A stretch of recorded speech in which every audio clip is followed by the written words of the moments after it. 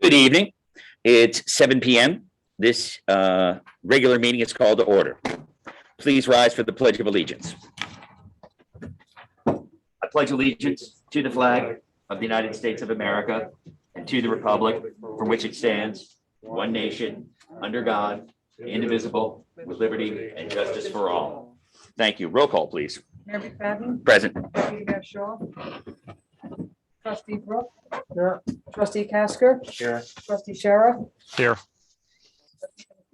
All right. So first, I will wish everyone a Merry Christmas and holiday season and a very Happy New Year.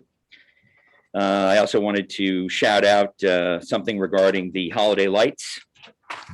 Special thanks go out to Justin DiCristofaro of Hogland for arranging their assistance with a cherry picker on the house.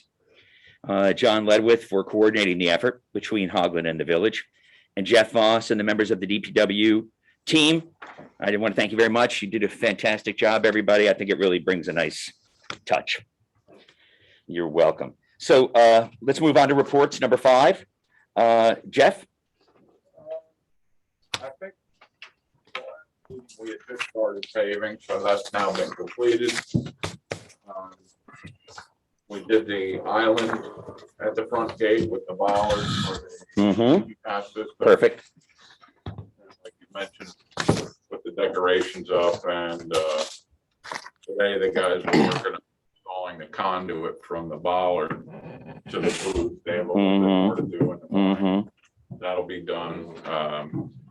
We've been starting to pick up leaves up in the Tower Hill area. We repaired a few water leaks in the past couple of weeks, one on East Lake Stable Road, one on Nursery Road downtown. Had the lines painted on the roads. Are you done with that? That's done, yeah. So the reason Turtle Point Road is not have any lines, it's too narrow. Right. Okay. Yeah. And that's about it. Okay. Stick around, because when John gives his report, we're going to talk briefly about replacing the valve in the town. Yep. I don't, you may have already gone over it with him. Yep. But again, thank you very much. Are you guys working on any more mailbox? Not right now. We're working on picking up leaves. Right. I know you did build at least 2 bike racks. Oh, yeah. Right. And I have 2 more mailbox stands just about ready to go. So Good. As soon as we Good. get it, then we'll get it. Perfect. Okay. John, building department and construction, please. Yes, we had one certificate of occupancy request at 55 Clubhouse Road. No stop work orders were issued during the month of, well, since the last meeting, the end of November through December. We have 2 violations that are currently before the courts. The active projects, Rifkin, new construction on Westlake Road, Malik up on Camp Comfort Road, and Pays on Tower Hill Road are all proceeding pretty good. The weather's been fairly good and has allowed them to move ahead with their projects. Orange and Rockland, I believe, is pretty much finished for the year as far as the electrical system upgrades. They'll be continuing with the next phase sometime in the spring of 2022. I'd like to make an announcement out as soon as possible about what that phase is going to be, maybe sometime during the winter. Absolutely. I'm not really sure which it is, whether it's the east, west, north, or, you know. I know it's from Tower Hill Road going south, Mhm. and I don't know exactly where it ends. I know they did a lot of East Lake Road towards the end of East Lake already. I'm sorry, yeah, East Lake Road, so we'll find out. Well, the electric, the next phase, Yeah, I believe it's going to be going up Tower Hill Tower in Hill. that area.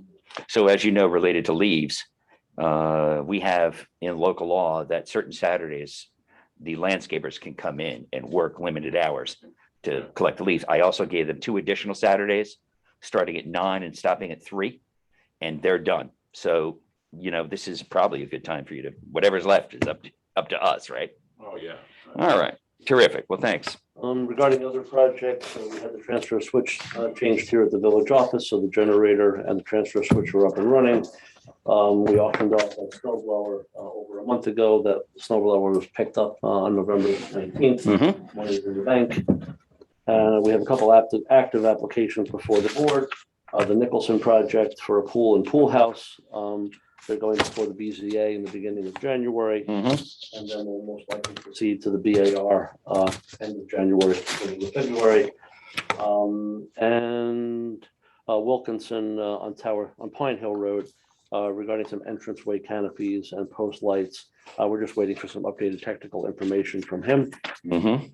Water treatment plant, the internet has been connected, it's up and running. There was a little bit of an effort to get internet there. It took 3 visits from Optimum, but it's up and running as of 15 years overdue. possibly, up and running as of last week. Mhm. And I also reported, we got 3 estimates to replace the oil tank here at the village office. Mhm. I don't know if that's included in the consent agenda. It is. I believe, so we can look at it there. And that is all I have.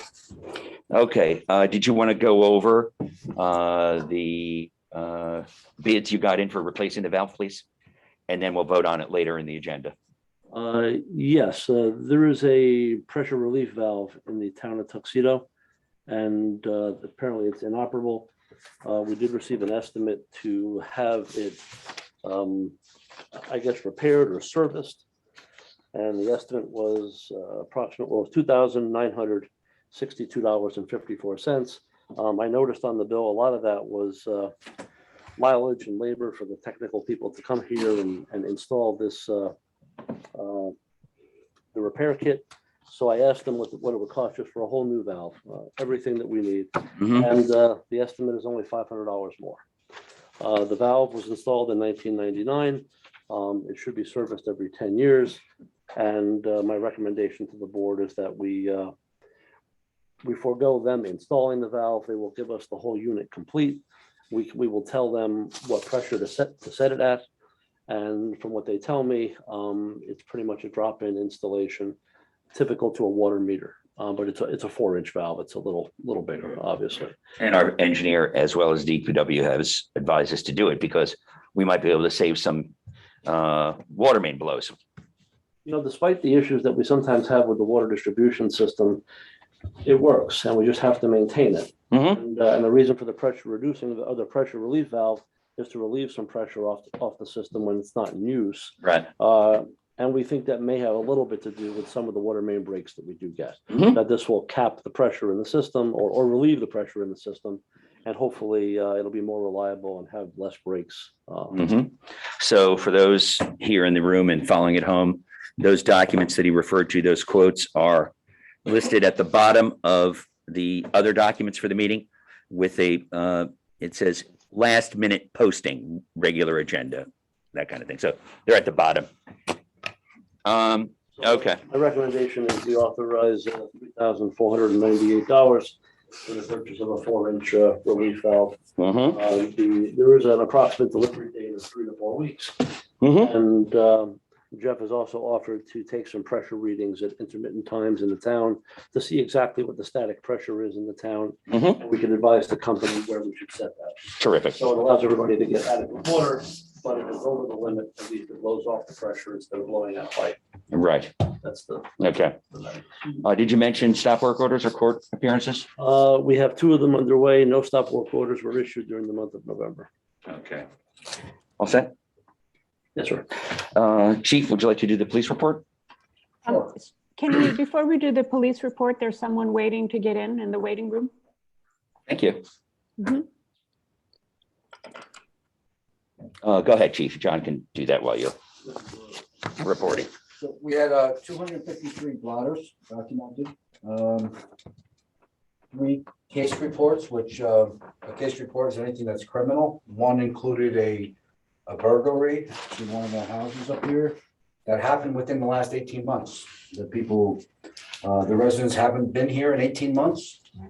And when they returned home, there was a lot of items that were stolen from the house. So we're $100,000 worth. currently under investigation, but with the time lapse of 18 months, it's very difficult. Mhm.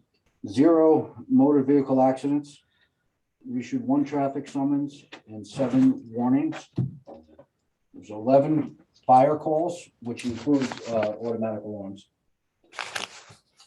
2 burglary alarms, 4 medical calls, We assisted the town of Tuxedo Police 2 times. Mm-hmm. We patrolled 2,510 miles, and the approximate vehicle average daily is 707 that came through. Mm-hmm. Do you want me to go to the next one? Well, I guess a couple questions. Yeah. When we're doing these false alarms, both through the fire department and the police for burglary, We are billing. we are billing. Yes. Okay, that's what I wanted to know. Thank you. And yeah, would you like to move on to the road traffic change report? Sure. So there's a proposal that's going on, it's actually in the town of Tuxedo, right outside the gates on Route 17. The railroad company, they're going to be redesigning East Village Road at the railroad crossing. There's going to be a traffic light installed right in front of East Village Road on Route 17. The blinking signal that's there now, when you exit onto 17, is going to be removed. So going out of Tuxedo Park, if you're going to make a right on 17, you're still going to use that right lane, but that's only going to be a one-way. There's not going to be any left turn coming from 17. You're going to have to go up to the traffic light and then turn into Tuxedo Park that way. Same thing coming south on Route 17, you'll be able to make a right into Tuxedo Park, but exiting Tuxedo Park, you're going to have to go through the traffic light. Mm-hmm. Right now, I guess it's, from as far as I understand, it's in the proposed stage. Mm-hmm. And being that it's in the town, I don't think we really have much of a say in it, except for maybe, you know, if people wanted to lobby against it. Mm-hmm. I think it's gonna be safer for everybody. Mm-hmm. Has there ever been an accident there? I don't know, that's in the town. I mean, we've observed a couple from the booth and called them in. But it's not, I don't think they're doing it because of accidents. I think it has to do with the railroad crossing. They're redesigning the entire railroad crossing, and with that is a traffic lane, a traffic light. They're gonna widen the road, and there's gonna be a right turn only lane to going north on 17 into East Village. And they're gonna take away some of the grade onto East Village where the tracks are. As You can say something? Just, if I put my town councilman hat on for a second. After the meeting, let's talk a little bit, because I want to find out where you learned about this, because I don't think we've heard about it. Okay, But it's the railroad and that's the state highway, so the town actually has got almost no say in it, about as much say as the village does. Just, do you mind just stating your name, Jay? Oh, sorry, Jay Reichcott. Thank you. I understand the reason for the changes started approximately 5 years ago when there was some fatalities, I believe in Westchester County, where a lady and some children got stuck in between lights on our set of railroad tracks. So the reason for the changes are to make sure people don't get stuck in between lights or in between an intersection and a light on the tracks. Mm-hmm. So it really has nothing to do with the village. It has to do with getting into the East Village Mm-hmm. and making sure nobody gets stuck there. Where did we first learn about this? Because this only happened recently. I asked you to research it. I learned You about gave it. the research to him. I learned about it through the town highway superintendent. Okay, Mm. he's been out sick, so that's probably why I haven't. Mhm. Well, no, this was 3 months ago. All right, then, don't like me. But you're basically saying we could potentially fight it. It would probably be an uphill battle, but you don't think it's a bad thing. I really don't. I think it's only gonna be safer. You know, but exiting Tuxedo Park, especially if you're going out and you're making a left on the Route 17 to go north, Mhm. that's a little dangerous. Mhm. You gotta really gun it. And that's gonna alleviate. Mhm. things like that. All right. So I'll ask the trustees. I mean, do you feel that the plans are printed, have been uploaded for anyone that's following? Do you want to raise some cane or accept it, or any thoughts? I personally don't believe in fixing stuff that ain't broke. So I don't see the purpose of yet another stoplight Yeah. on Route 17. Okay? Mm-hmm. Um, How about you, Tinka? I think the traffic's going to be terrible between, the light at the post office, and if that one goes, I mean, you'd have to figure out a way to time it. So, because there are a lot of cars that go through there, and those lights would be very close together. Josh? Candidly, don't feel like I have enough information to really have an opinion. Based on what the chief is saying, it sounds like it might improve safety, which would obviously be a good thing. But to Tinka's point, there could be some negative repercussions. All right, well, I think we can continue our dialogue with the people that gave us the information and ask some of those questions. What do you think, John? Absolutely. Okay, then we'll bring it up next meeting.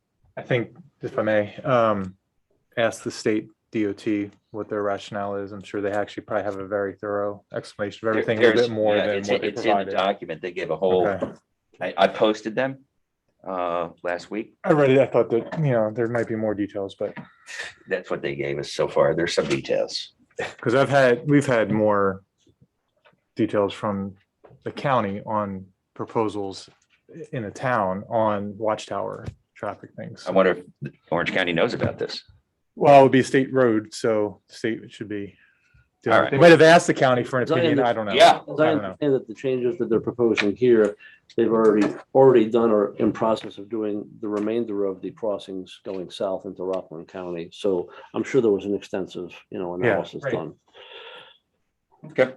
And Chief, did you want to mention anything about the Yeah. communications? I do. I have a couple more things. So, internet issues.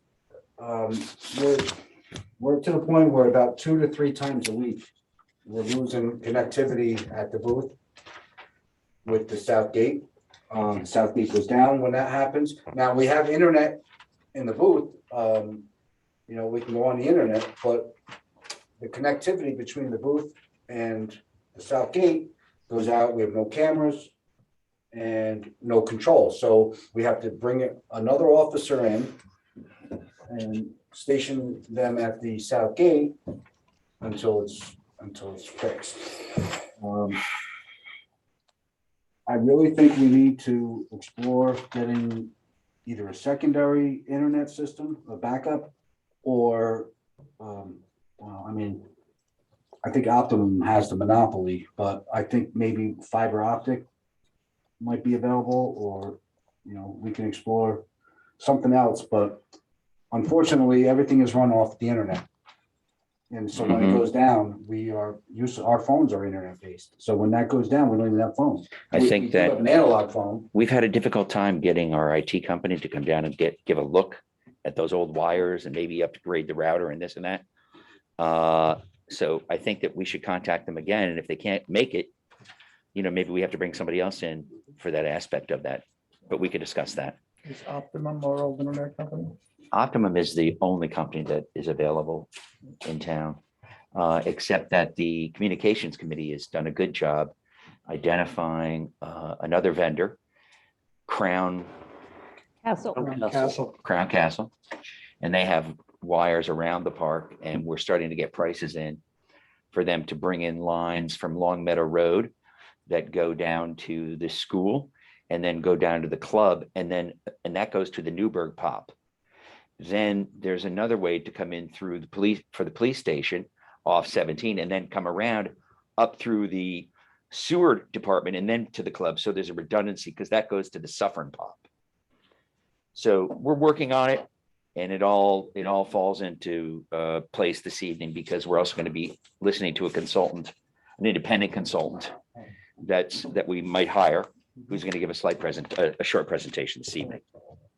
Okay, so the special engineers report include an update of current and future projects, as well as a publication of the conceptual diagrams that they presented to the board for relocating the DPW and the village office. It's all online. Would you like to give the legal report? So I'll let the litigation report speak for itself. I know the firm prepared that.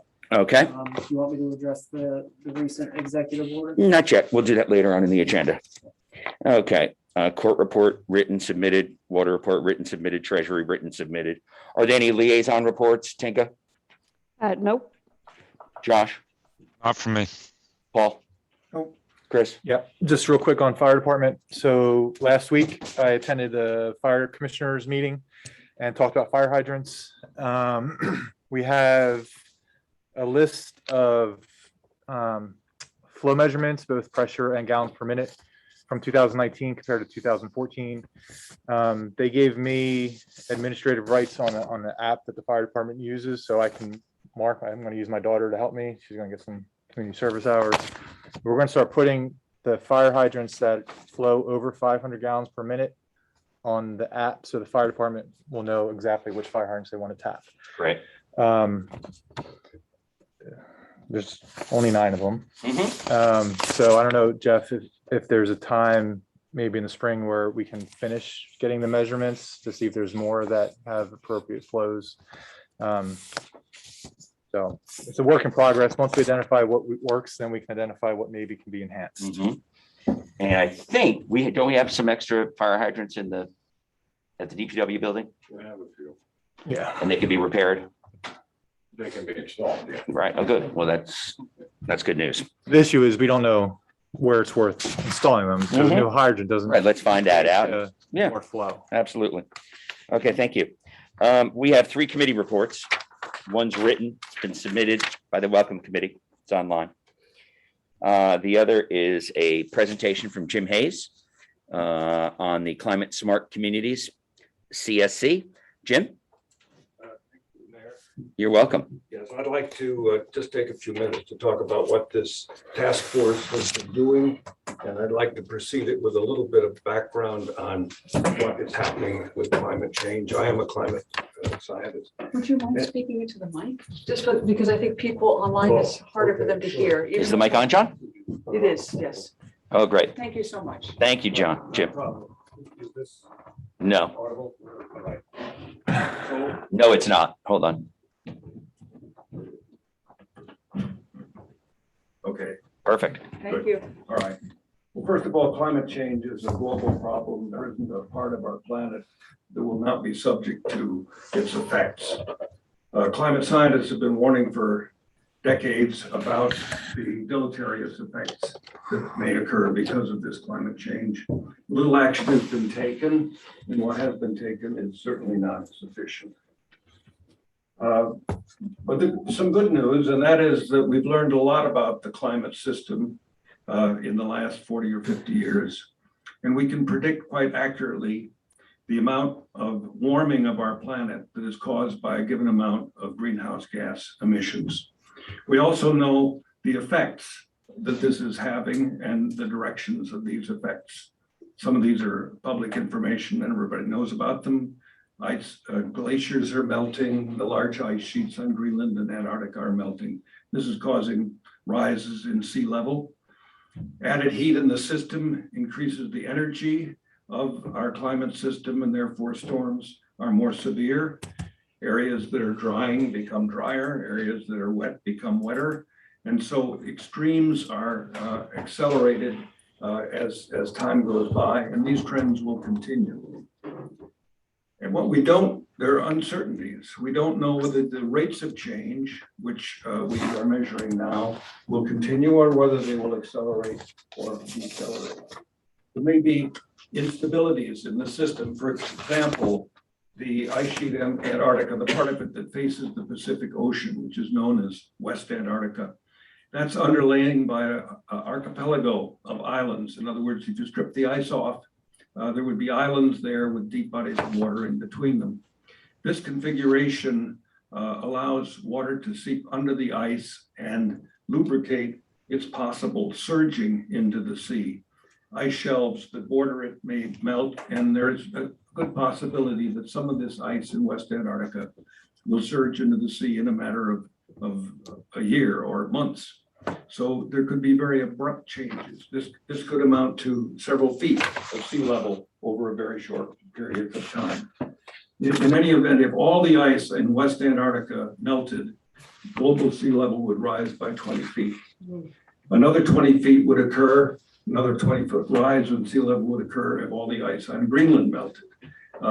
We don't expect that all to happen in this century, but we don't know about West Antarctica. That could happen sooner.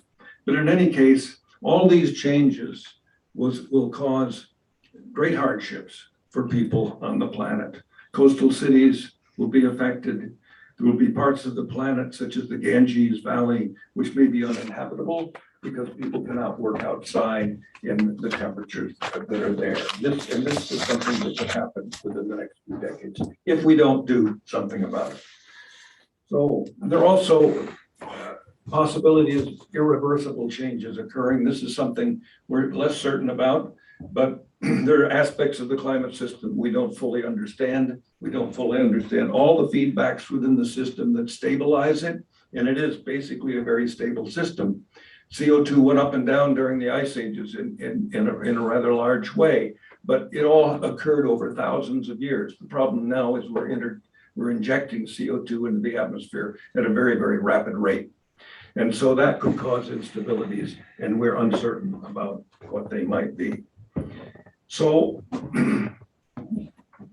what is there to be done? Well, what we need to do is we need to limit the further warming of the atmosphere on a global basis by 1.5 degrees or 2 degrees centigrade at most. What needs to be done in order to do that? We know what that is. We need to lower greenhouse gas emissions by the end of this decade by 50% globally. That's a big deal. And lower them down to a very low level by mid-century. Now, in order for this to happen, action has to be taken at all levels in society, national level, state level, counties, towns, and villages such as our own. Everybody has to get involved. It's almost like World War II. It's going to have to be, everybody is going to have to be involved. I grew up during World War II, and I remember what it was like. And everybody did pull together. It wasn't a problem. No, everybody said we need to do what we need to do, and everybody did it. So that is what needs to be done. Now, if we talk about how does the village get involved in this, because this is in fact what affects us here, not the national level, but at the village level. Well, the state has established a lot of its agencies are involved in this, both DEC and NYSERDA. On the national level, the EPA is involved, and they've issued protocols on what needs to be done and how to do it. And in fact, it can be done. It will take work, it'll take some money to do it, but it could be done. And it's not anymore as it used to be, just buying a car that gets better mileage or insulating your house. It has to be a much more transformative change. We have to replace fossil fuels with electricity, which is generated by solar energy, either through solar panels, windmills, or hydroelectric facilities. So that is what will have to happen. And can it happen? Well, yes, it could happen. I mean, let's just take an example. At the moment, if you reduced, if all the cars became electric cars and the electricity that was in the grid was all produced by solar energy, you could reduce greenhouse gas emissions by over 40%. Now, we could do that in this village. We could go on electricity, which is produced by solar panels and wind. That's available. The mayor has recommended maybe we should build a solar farm of panels somewhere in the park and use that to electrify the village. That's a possibility. He's asked Trustee Scher to chair a committee to investigate that. And the Trustee Scher has joined our committee, and we'll work together with him on that. There are other ways to go. We could electrify the village with solar powered electricity in other ways than by building our own solar farm. But we'll investigate all phases of this and get back to the board with recommendations. So what we have been doing so far, we have a very small committee. As I said, the state has established protocols, and they've set up something called climate smart communities. And this previous board voted and pledged that this village would become one of those. They established a task force and a coordinator and asked me to coordinate it, which I agreed to do. The town has done the same thing. And Michelle Lindsay is the task force leader of the town group. we have combined forces because at the moment, we're a very few people. Jane Garofano, Peter Gamulch, Josh Shearer has joined us, and Michelle and myself. So it's not a big group, and I will speak more to that. We need more people. Did you mention Newhouser? What's that? Newhouser, did you mention him? Newhouser I'm sorry, I don't hear you. on the committee also is Newhouser. Oh, yes, and Skylar Newhouse. Right. Yes, of course, I'm sorry. No problem. Yeah, he's recently joined, and he's been very important because we're now doing a greenhouse gas inventory for the year 2018. And we got, with the help of John Ledwith and Jeff Voss and the chief, a lot of data for the government operations. In fact, I think we have all the data we need to measure and estimate greenhouse gas emissions by government operations. We need to now move into the community and do the residences as well as the school and the club. And there, Skylar has agreed to work to gather the data for the school and the club. Hopefully that inventory will be completed in the early part of next year.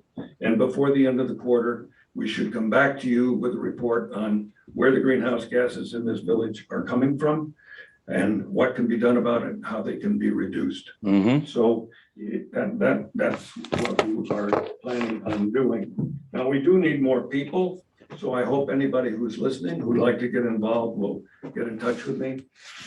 We have a Facebook site, and there's information on the village site, and through those two things, we can perhaps hopefully get more people involved. So that's all I have. Thank you. I know also that you had asked the chief to gather information on what type of cars we have. Yes.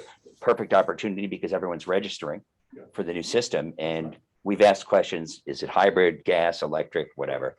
And I think you're getting a lot of responses back. Yeah. So that should be very helpful. And we can download the information on Excel for you. So that all will help. And I was having a conversation with Bill Fairclough the other day, and he said he's gonna have all his lawn maintenance equipment on batteries. Wow. Yeah, I don't know when, I mentioned to you that there's a, before the end of the decade. yeah, there was a convention recently for landscapers. And as I mentioned, when we met at your house, there was a company that has an entire, trailer, and it's got solar panels and it recharges everything. And the main issue is your leaf blowers really is, aside from the environmental, the noise impact of the blowers is a problem. People in the park have complained, but they just don't have the power. So the return on investment isn't there yet. So for example, to do the same job with electric blowers might take 3 more person hours, I guess the word is, and charge more for the job. So, it's just not, the technology is not there yet, but people are thinking about it, which I thought was very interesting. Okay, thank you, Jim. Next, the final committee report is going to be from independent communications consultant Walter Cooper. He was recommended by the communications committee, and we're considering hiring him. So we invited him to briefly describe his background and services. Is he available? Yeah, hi, it's Maureen. I just want to say a couple things, if you don't mind, before, and he is on the line. Terrific. I believe, Walter, you're there? Just also identify yourself, please, Maureen. This is Maureen Tone. Sorry. Thank you. Thank you. No problem. Okay, so just to get the background, apropos to the chief's complaints about the unreliable internet service, the communication committee is here to recommend, as the mayor said, hiring an independent expert to advise the village as to the most effective and efficient way to improve our communication networks, principally our cell phone service and our internet connectivity. We believe this area requires particular expertise and knowledge. We cannot rely solely on vendors to make proposals to us clearly. We need someone to advise us and that has the know-how and industry experience. We are putting forth the name of Walter Cooper as the independent expert that we recommend should be hired. Walter has been involved in the business for over 35 years, and his resume is quite impressive. I have delivered his resume to the board of the trustees, so I assume it'll be made available publicly if anybody would like to see it. It is publicly posted on the website, so we're good to Excellent. go. Yeah. Thank you. And so I personally checked out his references, and he comes extremely highly recommended. Walter also had a scope of services, a letter that he sent to us a few months ago. Mhm. And his fee is for normal service of consulting services is $130 per hour. And plus expenses, travel expenses, etc. And based on similar situations, Walter estimates the fees for advising us based on similar situations. And I've described sort of what's happened in the last several months, but he estimates the fees to be between $8,000 and $12,000 in total. So I'm going to now turn it over to Walter, and Walter, correct me if I've said anything wrong. Can he get Well, away? I hope I have audio. Do you hear me? Yes, Walter, thank you. Welcome. I'm sorry, for some reason, my camera just died. It's been on for half an hour, but maybe it got tired. But I'm not that attractive anyway, so maybe you don't need to see me. I must say that I have very little background on your objectives and issues right now. I haven't been hired, but I have spoken with Maureen. I think I have a general idea that there is a deficiency in service. You've had some proposals for facilities, cell towers that seem to be unduly obtrusive. And there's also another proposal that may not be directly related, but could benefit overall, is the fiber optic proposal from Crown Castle. Because whatever cell facility you might build or facilities must connect back to a central station in order to operate. And fiber is generally the best way to do that. So, and fiber could give you also the opportunity to have an alternative internet provider, which again, is not strictly a wireless issue. What I would do if you should choose to hire me is understand your objectives to a much greater degree than I do now. And then look at some approaches that you might want to consider. Usually one of the biggest objections with cellular facilities is aesthetics, environmental impact, those sorts of things, visual intrusiveness. Many people have a great deal of concern about radio frequency radiation and how that might affect people. All of those things can be looked at and they can be quantified. There are a lot of changes on top of that going on in the industry. There's probably a good bit of confusion on the part of the general public. You hear terms like 5G thrown around. Prior to that, of course, we had 4G, and we went for about 3 years with people, companies selling 4G service before there was ever an accepted definition of what 4G really was. So some of it's marketing hype. I would help you cut through that and understand what's below the marketing rhetoric and what's really happening. There's a whole slew of technologies you can look at. Some might be more applicable than others. Another trend in the industry is at the major service providers like Verizon and AT&T are actually getting out of the business of building and operating their facilities, and they're farming it out. Crown Castle, who's talking with you about optical fiber, is also a tower company. They go out and build facilities.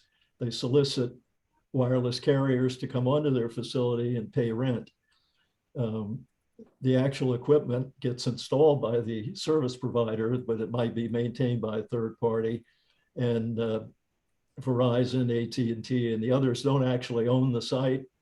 And they don't really operate it full time. They may come out and tweak it now and then. So what that means is the people who are building most of these facilities right now are interested in getting the most bang for the buck. They want to build the largest facility they can, so they can accommodate as many tenants as they possibly can, and so they can have a lot of flexibility to make changes as the technology evolves. So when you start looking at, and probably the proposal you see most often is a lattice tower. That provides a lot of flexibility. You can hang stuff all over it. You can get to it easily for maintenance changes. And that's what most of these providers would like to give you. There are many alternatives to that. And as you get into less intrusive alternatives, the cost typically goes up, the flexibility typically goes down, and maybe coverage and performance might decrease as well. So you need to balance all of those things, and that's where I would try to be helpful. Oftentimes, municipalities will designate areas where they would like cell towers or the equivalent to be placed. Sometimes they're suitable and sometimes they're not. I can do propagation modeling, which would give you a very good idea of which sites work and which don't, how much elevation you need to get adequate performance. The other thing I'm very big on, and there might be opportunities in Tuxedo Park, is using existing structures. You can conceal antennas and cell sites inside buildings, on water towers and church steeples, on rooftop equipment buildings. The industry makes a wide range of radio transparent materials that you can wrap around these things so that they're not really visible, but the performance doesn't suffer. You can do fake trees. Those usually don't work very well, although I'm aware of a couple that were done very well. In Arizona, they do giant cacti all over the roadways, and they work very nicely. They're made out of plastic. So that's sort of the general idea, and I can't be more specific without knowing more about your needs and schedules. Terrific.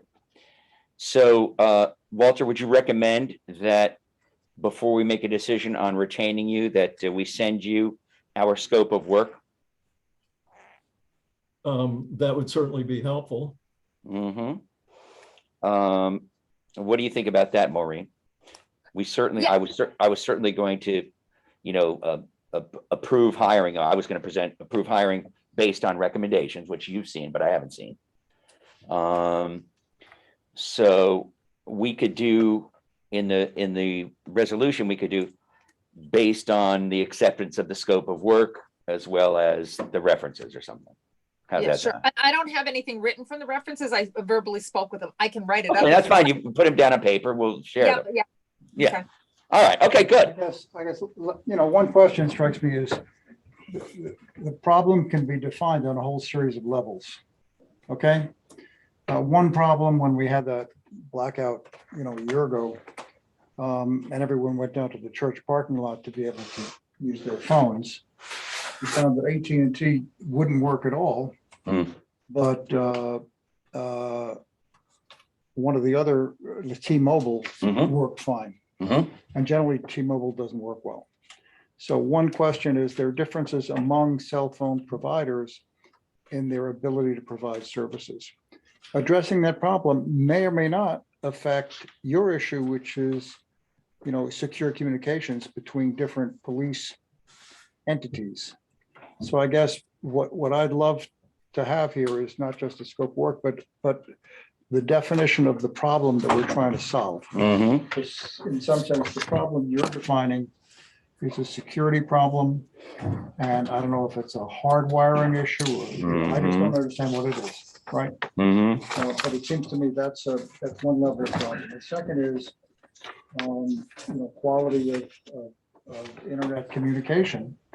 And, is there an alternative to Optimum in here? And I assume those are questions, Walter, that you would be addressing in your framing the issue. Is that correct?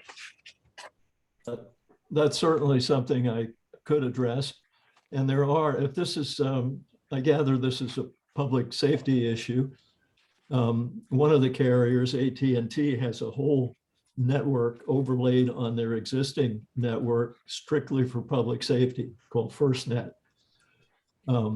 That's something that should definitely be looked at and to see if it's applicable to your situation. The other carriers, in terms of their reliability, it all depends. I mean, I can't say that one is more reliable than another. It depends on the location, the state of their equipment, and the facilities they have at that location. But there's certainly things that you can do to make sure that anything is built gives adequate consideration to reliability in terms of backup power. And for example, and cell towers don't work unless they can connect to a central station. Many of them are connected by microwave, maybe with the fiber facility coming in. That's a better way to do it. But if that fiber is on utility poles, maybe it's not. So all of those things enter into the situation. You can look at each one and see where the pluses and minuses are. So my comment with respect to trustees is defining the scope of the problem is more than just telling them what we want to see. I mean, I'd like to have a definition of the problem so I better understand it. And then tier a framework for dealing with the issues about safety. You mentioned the AT&T thing. So having a comprehensive framework lets us evaluate the things that get suggested either by you or by vendors. So we can put that in our definition. Okay. Okay. Great, thank you. Any other questions by the trustees? Or anyone in the audience? The only thing I would just reiterate is what Paul said. I think we got to define the problem because I've heard a number of problems, right? Public safety, quality of cell service, and the rest. So I'd like to second that. Yeah, actually, the communications committee, Paula and Maureen and I actually rewrote the mission statement, which has been reposted on the village website. You may want to give that a check. But I think we've had a number of meetings and discussions since our meeting a month ago at the club with Sheila, and have come quite a long way since then in terms of what our goals are. So, yeah. I had one general question for you, Walter, that I don't seem to understand. So right now, Verizon does have a fiber that comes into the village, and John thinks it goes up to their building. Right, John? Yes. Is there any way that Verizon would cooperate with us on something like that? Or would we have to have like Crown Castle come in and do whatever they do, the micro trenching or whatever, and bring it all further into the village? Yes, you describe a very common problem, particularly with Verizon. Verizon had a service, a fiber service, and they are no longer promoting that service. They're supporting existing installations. So what you probably will have to do is a third-party provider picking up the service from Verizon and extending it out to where you need it. Mm-hmm. Yeah, and also it's residential, and we had the chief contact them recently, and it was a dead end. That's not surprising. Yeah. So there's not a lot of money in residential fiber. No. Okay, so then, I mean, I don't see much benefit if we can't tap into, like, if the Crown Castle did bring it into the school or to the village office and then the club, you can't tap off of that for residential purposes, right? You may be able to. I don't know what their proposal is, but if anyone would do it, Crown Castle is more likely to than Verizon, in my opinion. Mm-hmm.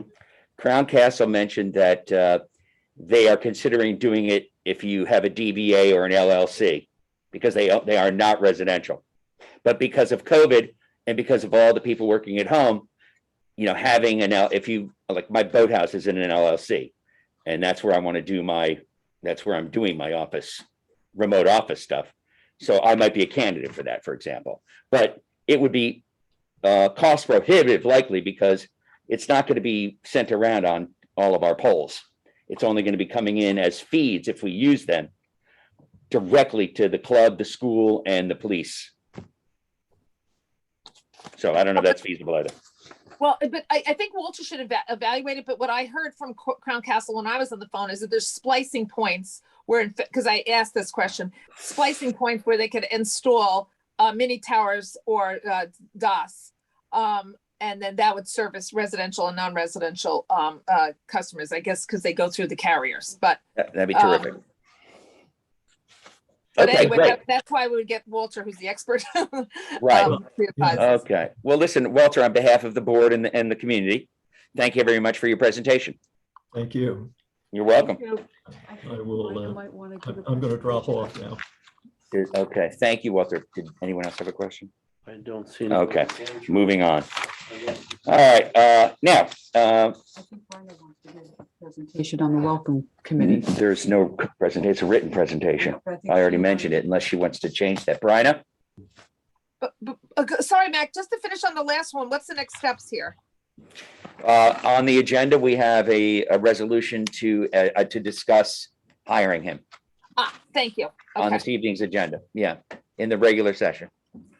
Bryna, did you want to say something? Oh, I can, sure. I know that there was something sent in, but so Pam Bremen and I are the co-chairs of the Welcome Committee. We are moving everything forward. We have composed a letter that is going to the first resident to whom we have been introduced through a broker who sold this person the house. And Pam has put together a beautiful little plant arrangement to deliver along with a letter from the two of us. Mm-hmm. This resident on Lookout Road will receive that.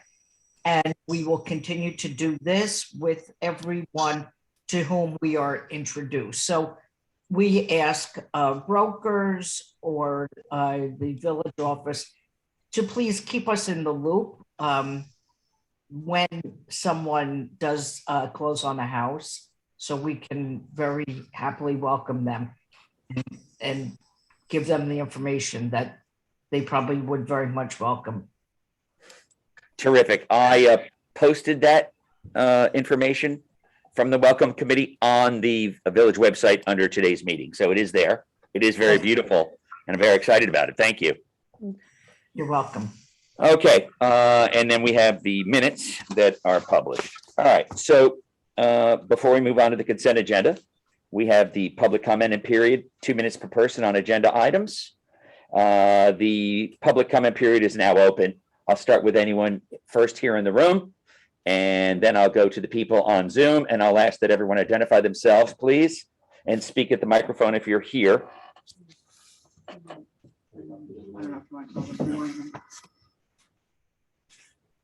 Hi, Jay Reichgott, 121 Laurel Road.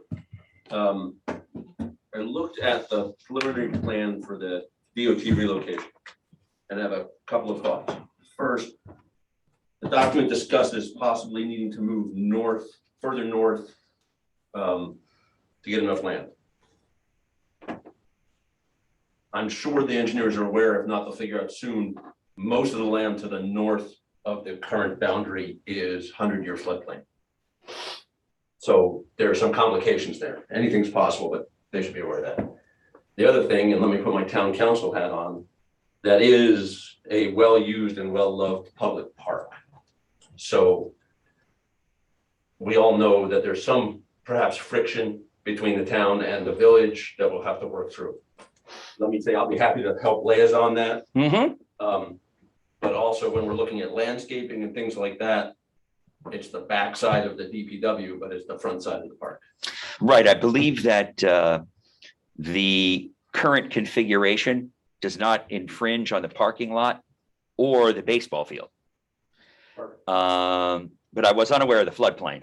And so I'll certainly bring that up to them immediately. These are preliminary plans, but No, understood. This is. yeah, no, and having you make these comments is terrific. Yeah, so I'd love to work with you on it as a liaison to the town. That would be very helpful. I'll ask Michelle if she's interested. I think she may or may not be interested, but I had approached her first. And yeah, I mean, I've noticed some stuff immediately too. Parking, for example, it looks a little tight and so forth, but it's a very exciting opportunity. And, you know, just to give everyone an idea of the time frame, this is 23, 24 kind of thing, I would think. We would have to first declare that the WEWA, the DPW, that land can be sold or modified, and same with the village office here, that it could be sold to a residence, for example. And then there would have to be the costing of the new building. And whether it's even possible to do, we don't know. But as you may recall, we spent $3,500 and asked 3 firms to present. We chose this one and they came through with these drawings. I'm very excited about it, but it's a long, long way away. Understood. And I'm not throwing rocks. Yeah. The last thing I'd mention, the one thing that Corey Field is missing is functioning restrooms. So since it sounds like this is now dragging utilities, you know, the water and sewer hookups further north, if we can look at the possibility of finding a way to create some restrooms for the park, that'd be terrific. Yeah. Terrific. And I know we have the water mains there. Yeah. So there we go. Thank you. Okay, thank you very much, Jay. Appreciate that. Anyone else okay, no other public is in the actual meeting.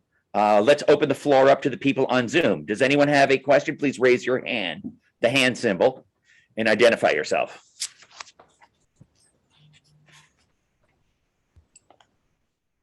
How we doing, John?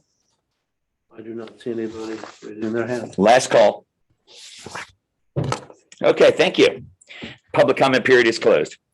All right, we're going to move on to the consent agenda. I'll read through them. Add all written reports to the permanent record. Approve the BOT November special meeting and regular meeting minutes.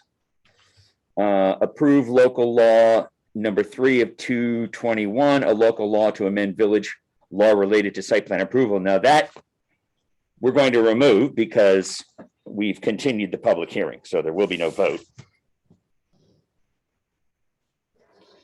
Now, on number D, approve local law number 5 of 2021, a local law to amend village law related to access to the village.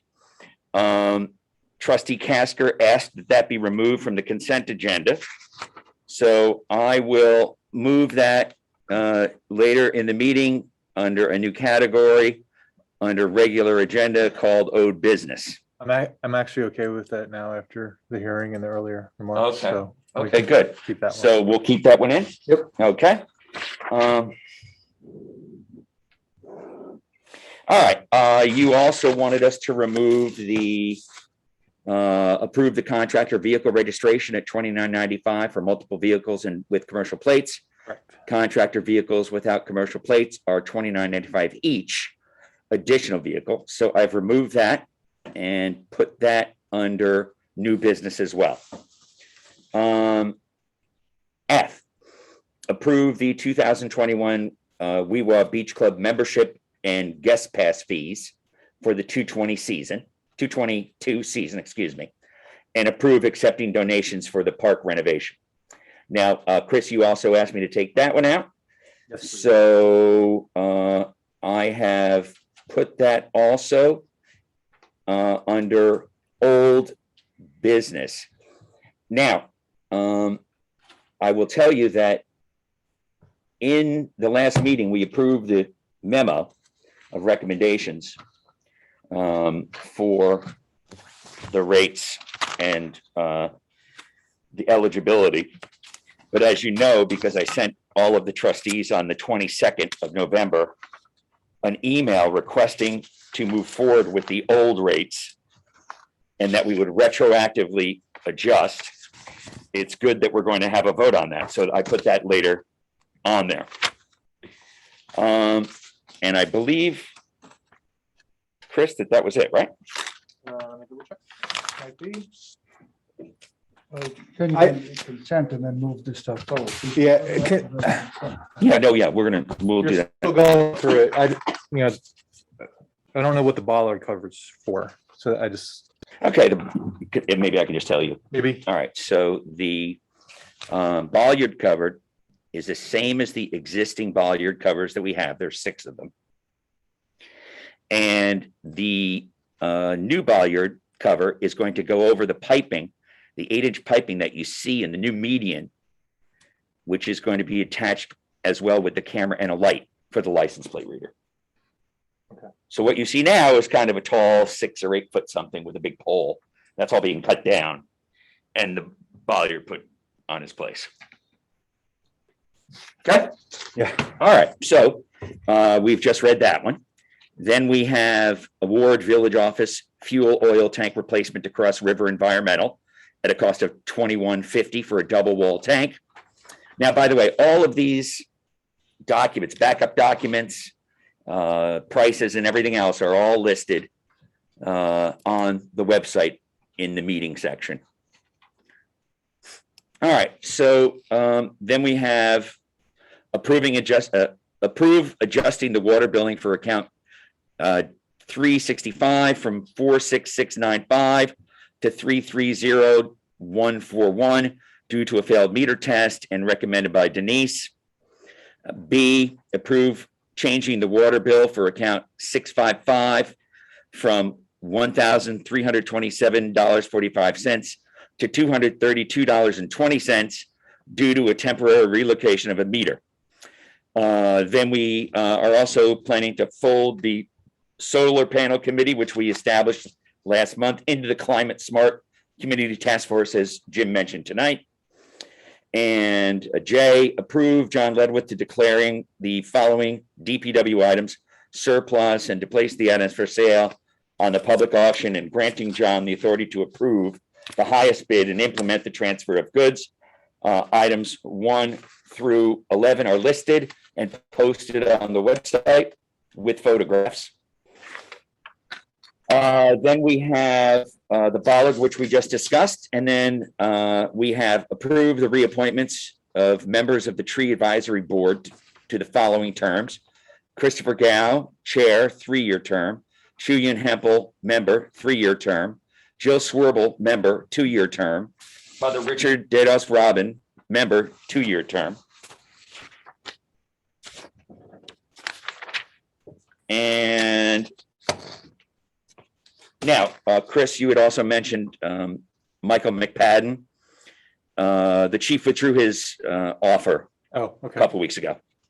Okay, so that said, be it resolved that the Board of Trustees approve this evening's consent agenda, items 7A, B, G, H, I, J, K, and L. May I have a second? Seconded. Any discussion? All in favor? Aye. Aye. Okay, terrific. All right, moving on to regular agenda. Wait, Old business? Mac, I'm sorry, I ma'am. was on mute.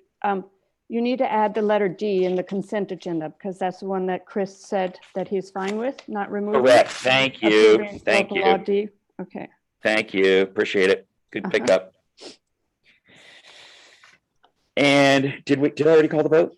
Yes. Okay, I'm gonna redo this. Be it resolved that the Board of Trustees approve this evening's consent agenda items 7A, B, D, G, H, I, J, K, and L. May I have a second, please? And Second. And the Tree Advisory Board people? so I have a little question That's also. L. When you say this evening consent, isn't it 9 consent agenda items? A, B, 3, 4, 5. Well, 6, let's see. 7, Let's go over it. 9.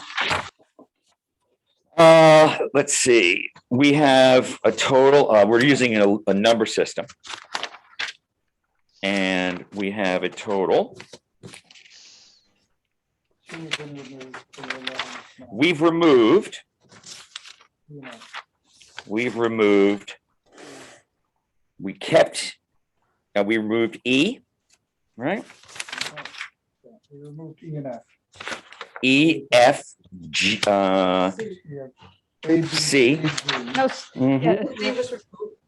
mhm. yeah. So A, B, D, G, H, I, J, K, L. Right? A, B, D, G, H, I, J, J. K, and L. J is the transferring of the DPW goods to auction. That's good to go. Mhm. I was the rolling the solar panel committee into the climate smart task force. Mhm. And J, They're nine approved. K is the approval of the bollard, and L is the tree advisory people, so I believe I'm correct. Nine. Mhm. And so we've got 7A, B, G, H, I, J, K, and L. May I have a second? Nine items. Second, All in favor? I, Aye. Okay, great. Okay, thank you.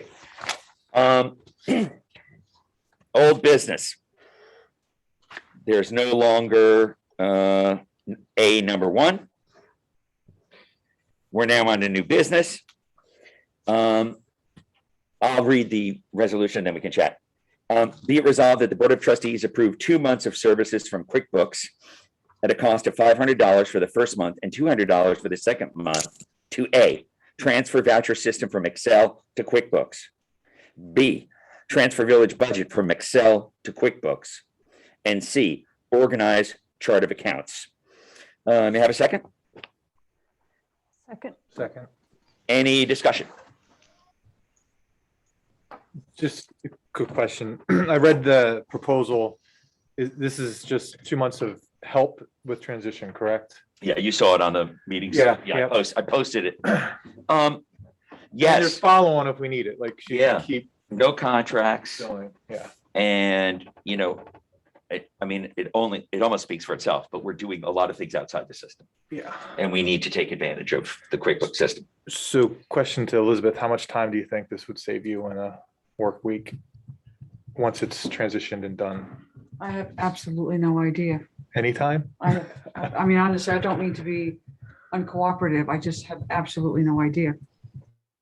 In my professional opinion, I mean, actually, it wouldn't save me any time if Denise does the accounts Okay, payable. okay, Denise. well, in my professional opinion, Yeah. having worked with QuickBooks for, I don't know, 20 years, the voucher system is all done through Excel, which means outside the system. Mhm. And if we can do interconnectivity, what we can do is we can have all the information entered once into QuickBooks. Then when it's time to do payables or a voucher, QuickBooks will set up a custom form that will populate the voucher form that we're used to or something similar. Okay. And allow for signature lines with electronic signature. Okay. So it should save everybody It'll a lot of time. eliminate a whole manual step Correct. And and also, possibly errors in that Right. transmission. that's right. So we'll see what they could do in terms of automation, but I do recommend it. And I think the biggest one, if we can only get one thing accomplished, it's the budget. We've always done the budget on Excel. We do not use the budget module in QuickBooks. So that is clearly an issue, trying to match the two, not following the chart of accounts to see things add up from the different reiterations and where they come through. So clearly that's to our advantage. And they claim that they can do these projects for us for that 500. And I think some of the difficulties in the years has been because our current system isn't really set up for municipal accounts. Is this gonna? Well, actually, we are, because it all starts with the chart of accounts. Okay. That's the engine that drives all of your ledgers. And we have incorporated the municipal chart of accounts. But because we're not using the budget module, we're manually combining things in Excel, and then we do a printout, and it's not as efficient as it would be if it were integrated into the actual accounting software. There's really nothing that we're doing here in this small operation, and I've checked this with the accountant, that would require us to get a heavy duty municipal accounting system at this point in time. And before we were to do that, we need to get our P's and Q's in order anyway, so that they could transfer it over easily to a new system if we ever decide to do that. We wouldn't want to do it all at the same time. But so I'm highly recommending it. So the one thing I'd ask is Elizabeth and I spent time with this firm called Certify that does, you know, a significant module in integrating all that stuff. Terrific.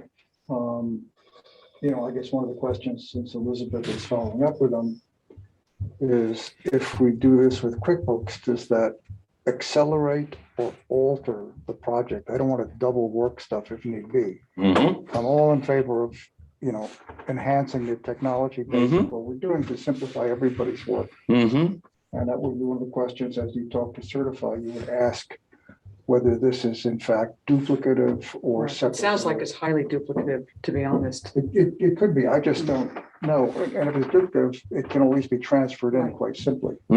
So what I would recommend then is that we find out from them. We're approving 2 months of service. And how much Right. is 2 And we don't have to start it. 700. $700. Yeah, we don't have to implement it. Yeah, no. Right, until we have the information we need. I'm happy to approve Yeah. it. Good. Just highlight the question. Yeah, no, I agree. I don't want to do double work. Absolutely not. Okay. And we are doing double work right now with this. Okay, so all in favor? Aye. Aye, thank you. One thing, John, can you admit Stuart McGregor into I the? did, just a moment you ago, I did. Okay, Okay, ready? Okay, be it resolved that the Board of Trustees hire communication consultant Walter Cooper to work directly with the Communications Committee, pending the review of his references, approval of the village scope of work, and other items based on the strategy that we have in mind for our communications system in the park. The only question I ask is, he said 8 to 12,000. Shall we cap it at 12,000? What is in the budget? We put the last one. 12. 12. Yeah, I would like to cap it. Okay, I would suggest you do it as is and cap it at 12,000. If Mhm. it's going to be more than that, he's going to come back to us. Right, not to exceed 12. And Chris, you've unfortunately haven't been able to do anything with the committee, with the communications committee. You haven't been able to attend any meetings. Last Do you, meeting they scheduled, I specifically said the day I couldn't do it, and I know. Do you mind if I give the liaison role over to Tinka? no. Okay. She's gone to. She's been at the meetings. Yep. Okay. So, and that trustee Casker is replaced by trustee Shaw as committee liaison. May I have a second? All in favor? Aye. Okay. All right. Thank you.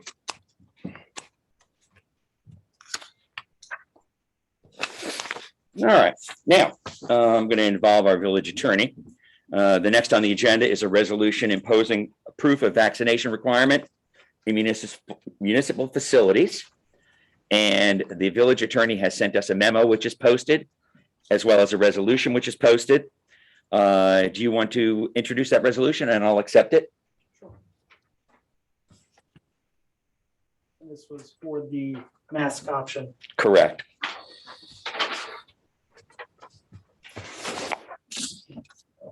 Whereas on December 10th, 2021, the governor of the state of New York announced new requirements concerning entry to public places other than private residences. And whereas such requirements mandate that municipalities either require proof of vaccination as a condition of entry to municipal facilities or require all persons to wear face coverings consistent with guidance from the Center for Disease Control. And whereas the Village of Tuxedo Park Board has reviewed the guidance issued by the governor and the commissioner of the Department of Health, now therefore be it resolved. Whereas clauses incorporated, Village of Tuxedo Park Board hereby determines that effective December 13th, 2021, all persons 2 or older whom are medically able to tolerate a face covering, mask, must wear such face covering or mask at all times while inside any village facility.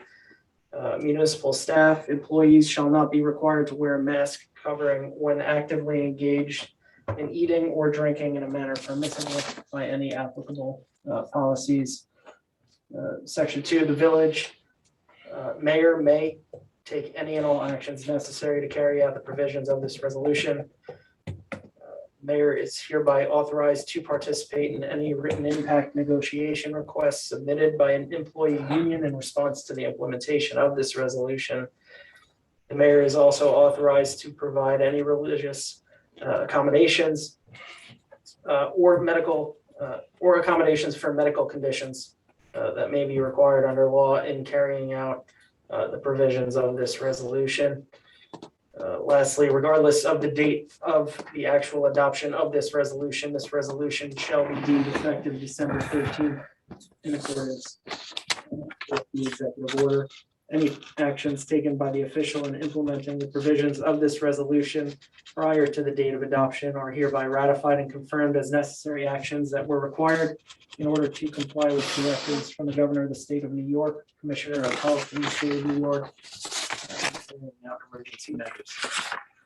Accepted. Let me request a second.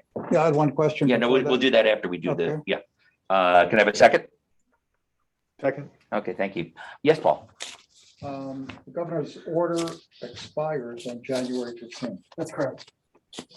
Does our resolution here expire at the same date?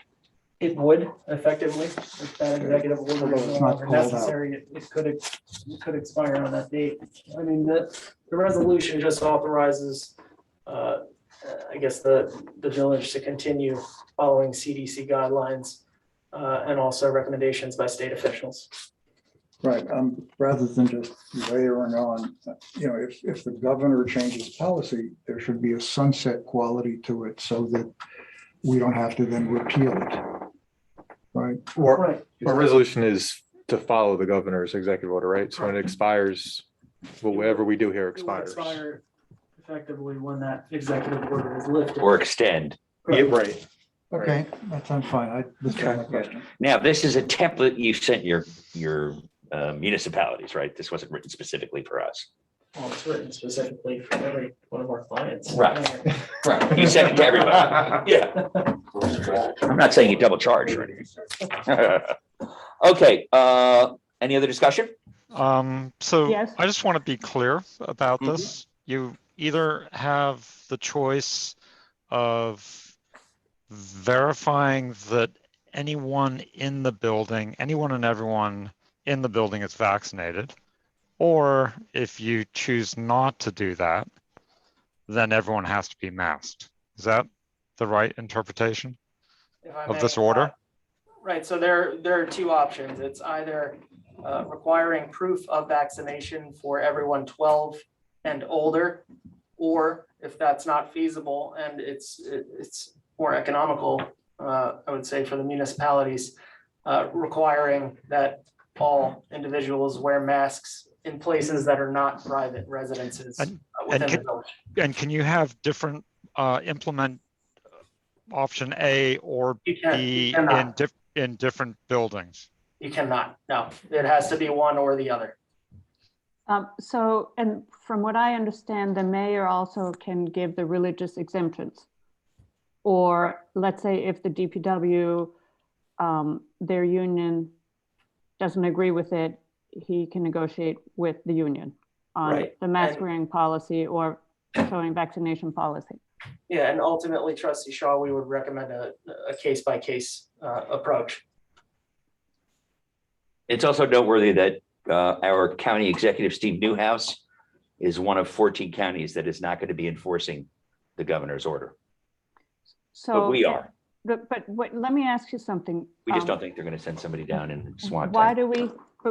do we have to adopt these resolutions? Is that a law that we have to do this? Well, it's an executive order, which essentially has the effect of law. But we can choose not to enforce it, just like Orange County, Newhouser said. Correct? Again, our recommendation would be to implement one or the other. I'm not gonna advise the village to not enforce the law, but And we're implementing which one? option two, Right, which is. like we're doing masks- tonight. Masks for everyone. Right. Since everyone couldn't show a Vax card, everyone has to wear a mask. If everyone in the room had a Vax card, we would not have to wear masks. Well, again, it depends what you guys want to do. Mhm. Yeah, it's one. Okay. So, any other discussion? Nope. All right, let's do the vote. Tinka, I'm abstaining. Josh, I'm in favor. Paul, In favor? Chris. Aye, in favor. Okay, ayes have it. Moving right along. Now, I may need a little help here because it was a last minute ad on the valve. Be it resolved that the Board of Trustees approve the purchase of a new pressure valve for the installation at a town DPW location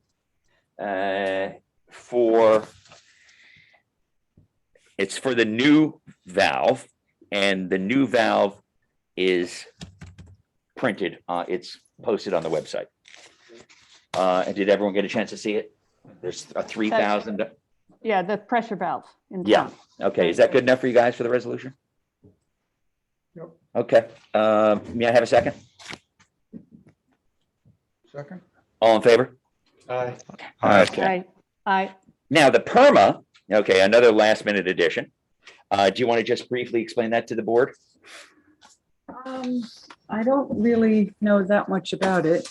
I know that it's something that we do every year Mm-hmm, and we are not charged for it. mm-hmm, They said, when I asked her that, I sent an email asking for more clarification and I was told there is no administrative fee associated with this service that you're voting on. There are also currently no open tail claims. So if any reopen, there might be claims costs associated with them, but there still would not be a per claim fee. This agreement is only for claims that occurred prior to February 2008, mm-hmm. not the village's regular PERMA membership. And so that's all that I really know about it. Okay, I'll ask our attorney if you have any understanding of this. I have not reviewed that. Okay, and I don't either. Is there a time frame, or can we table this? January 20th. Perfect. The meeting's the 19th. I know. Perfect. Okay, we'll table. Done early. Does anyone mind if we table? No, not at all. Because I don't even know what it is, really. Okay. Now, be it resolved that the Board of Trustees approve the contractor vehicle registration at $29.95 for multiple vehicles with commercial plates. Contractor vehicles without commercial plates are $29.95 each. Additional vehicle, may I have a second? I'll second it. Okay, discussion. Now, you had wanted to bring it out. You have some, obviously you have some so- ideas. Just really, I don't think I fully understand the policy. So what's the definition of a contractor vehicle? Just, is Amazon a contractor vehicle? Is it a No. dump truck? And like, how does this, Right, just right. big We- picture? I think a lot of people Okay. probably have questions. Okay, about so, it. yeah, and we've been dealing with a lot of questions. Basically, we refer to them as vendors, and delivery vendors, and they are not required to get. And we're referring to two groups. The group of landscapers that are regular, as well as contractors that a resident wants to sign up that may not be a regular. And with those would come timeframes. Okay. So in other words, you could, if I'm a homeowner and I say, look, I'm doing a project for the next 6 months and these are the vendors. Yeah. I'm gonna have them meet with you, give you the license. They're gonna pay if they want to and come in. They don't have to pay. I thought we could put them under our own. You can. Wasn't that the last thing? I could, Residents cannot, No, you can request it through a form. like you can yes, fill out a that, form. I just want to be clear. Yes, we can do that, but not through the application. Exactly. We're not doing the Okay. application. right. Yeah. So I have a regular guy I know, I'm gonna, Mhm. he's gonna be there for 6 straight months. I can say, hey, Right. he's my guy. Mhm. Exactly. Fill out a form, you do it, but that's not a charge. Or you're saying that is a charge? There would be a charge if you want him to go through the automatic gate. Okay. If you don't want him to go through the automatic gate, he doesn't have to go through the automatic gate. But I'm a little confused. What's the difference between someone like that Chris was mentioning and your housekeeper? The housekeeper is on the residential for free. Mm, So if I can just interject for a minute, we have a list, we sat down and went over a list of everyday contractors that are in here every day, landscapers,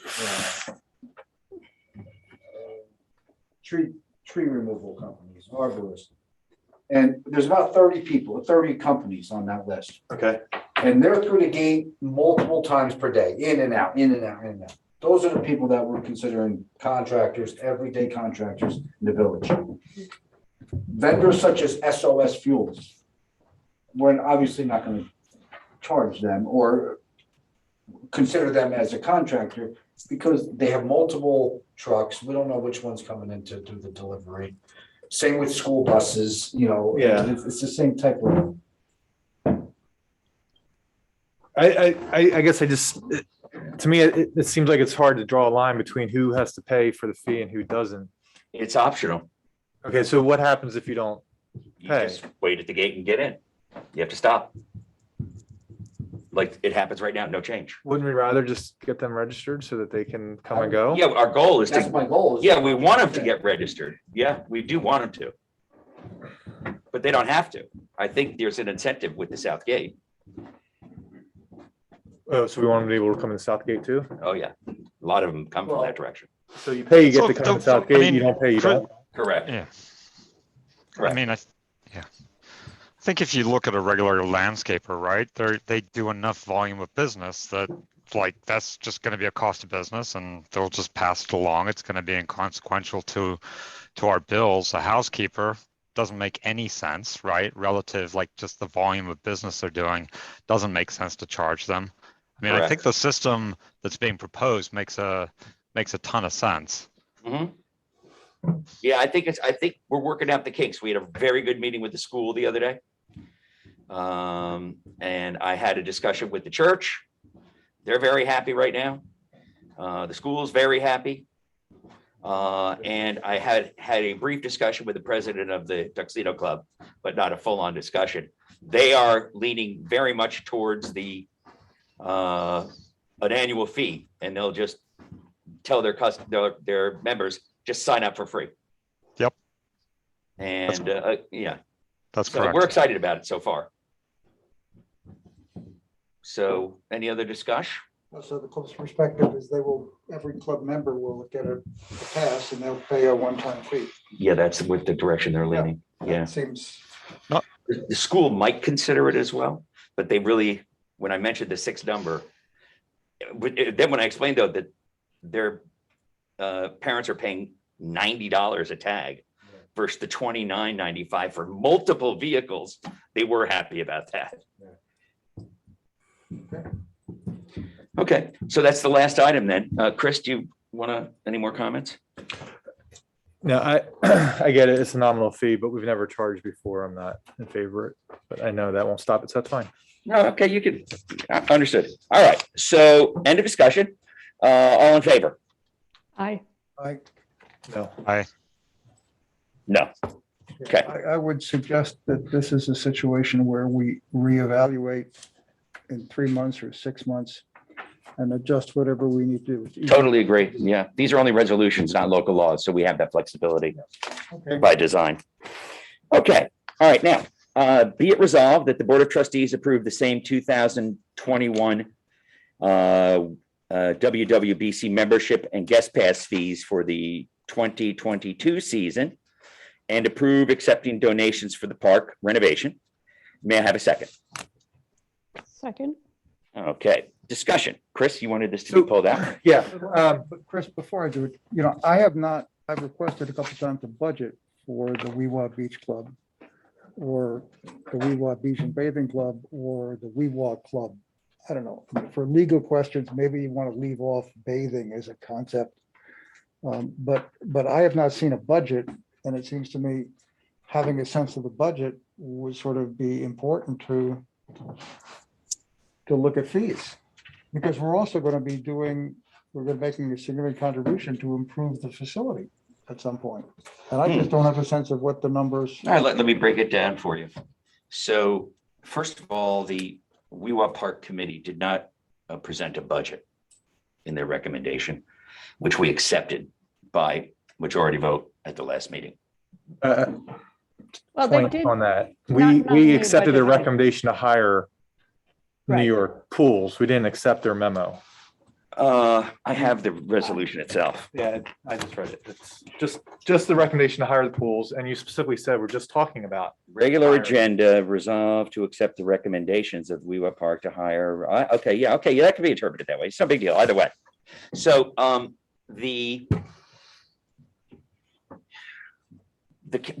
Paul, we know what membership brought in last year of $30,000.